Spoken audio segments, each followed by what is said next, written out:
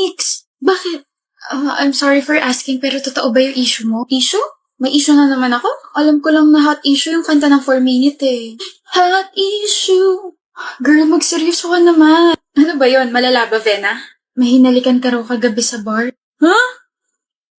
Nakarating na sa boyfriend mo yon. Ano? Clark, ano ba? Pansinin mo nga ako. Ano ba? I don't want to talk to you, cheater. Naniniwala ka may hinalikan akong iba? Before you assume something, i-verify mo muna sa akin kung totoo ba yun o hindi. Kilala mo ko. You know I can't do that. I won't do that. I wasn't there, Kanix. Malay ko ba kung ginawa mo talaga yun? Tsaka before we became a couple, ang dami nang nalilink na lalaki sa'yo. What do you mean by that? Baka ilang beses mo na ako niloloko. Clark, kung ikaw ang nasa posisyon ko, magdududa ka rin. No, kung ako ang nasa posisyon mo, magtatanong ako sa girlfriend ko ng maayos at hindi agad magsasabi ng kung ano-ano. Hindi ko kayang tiisin yung sakit, Kanix. Hindi ko kaya mag-overthink. Maghiwalay na lang tayo. Ayoko na. Ano, break na kayo ni Kanix? Pwede na tayo. Yup, ginawa akong rason yung rumor niya para makapaghiwalay sa kanya. Grabe, 1 buwan pa lang kayo. Nakakairita kasi. Hirap palang show tayo ng isang commercial model. Napakayabang, napakataas niya. Akala ko kapag ginawa ko na siyang girlfriend, magkaka-project siya kasi sikat na ako. Fake news. Sa'yo na lang ako. Ikaw ba nagpakalat ng rumor? Oo naman. Galing ka diba? At ang galing ko rin kasi nasa Facebook Live na kayo. Kanix. Smile, Clark. Sisikat ka na. Snakes. Sino ka? Hindi mo na ako kailangan makilala, miss. Sabing sino ka eh? Tahimik. Ayoko. Eh di wag. I mean, Ibigay mo na lahat ng mga gamit mo, miss. kapag hindi ko binigay, ano gagawin mo? Eh di ilalabas ko ang isang armas na ikakagulat mo. Sisigaw ako. Eh di tatakbo ko. Bakit ako? Bakit hindi ikaw? Tama na. Gusto ko. Ayoko na. Gustuhin mo. Ako na yung bag mo. Ayoko po. Titignan ko lang kung anong tatak. Ang ganda kasi. Bagay sa kapatid ko. Eh? Oo, patingin nga. This is the Mario 2.0 bag. Nabili ko to sa VNG Leather Co. Patingin. Pahawak na rin para makalatas ko kung maganda ba talaga. Oh.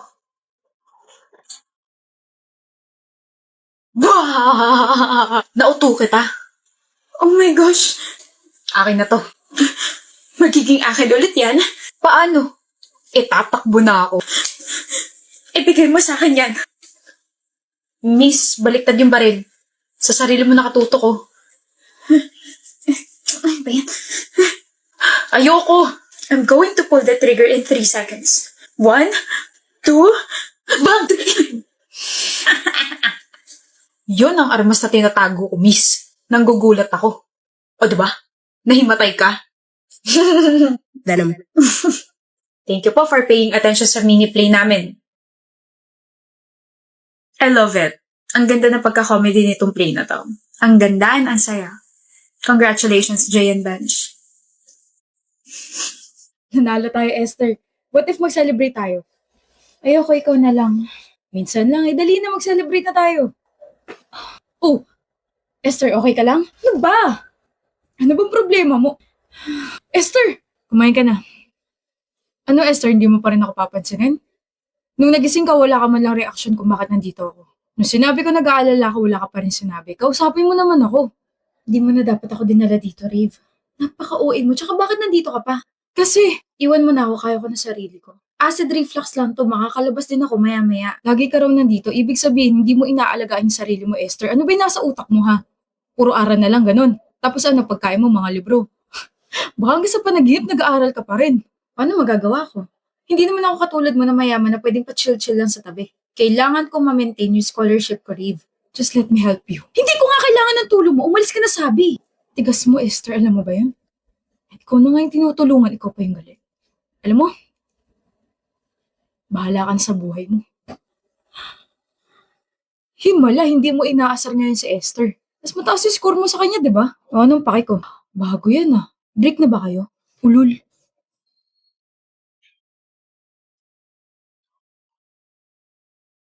Esther, tumawag kayo ng ambulansya.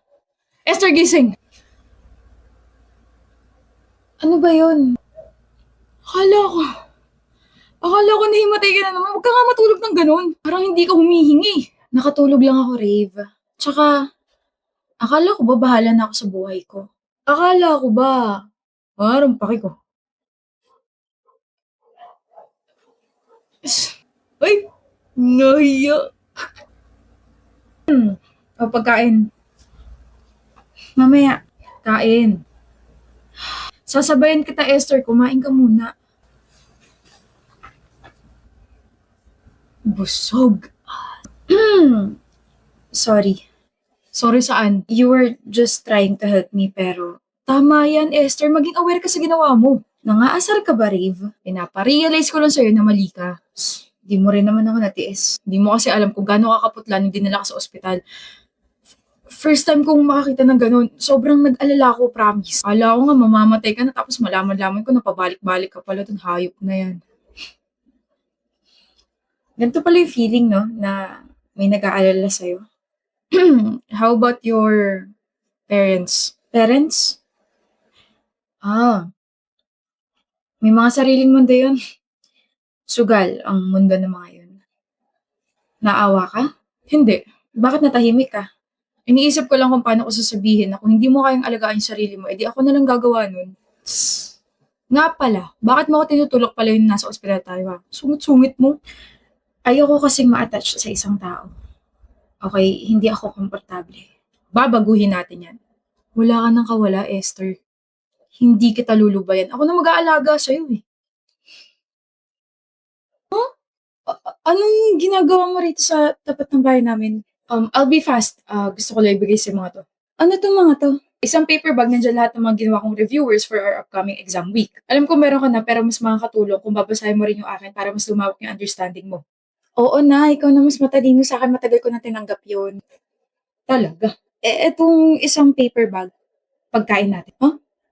Dito ka kakain? Bawal. Hindi, hinatid ko lang, tapos pagka-uwi ko, makikipag-video call ako sa'yo para sabay tayo kumain. Kung okay lang din, sabay na rin tayo mag-aral. What do you think? I think kailangan mo nang umuwi. Sabay tayo, huwag mo munang kakainin nga, magtatampo ko. Babush!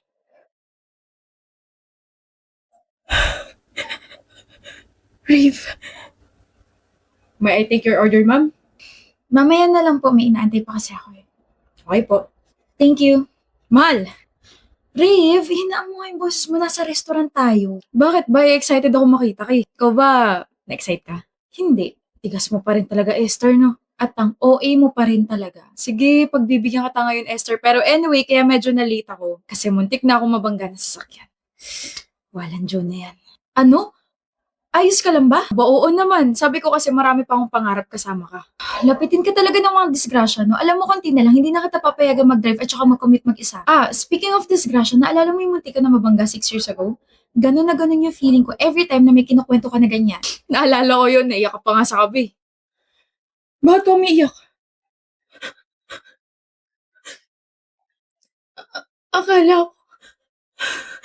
Akala ko nabunggo.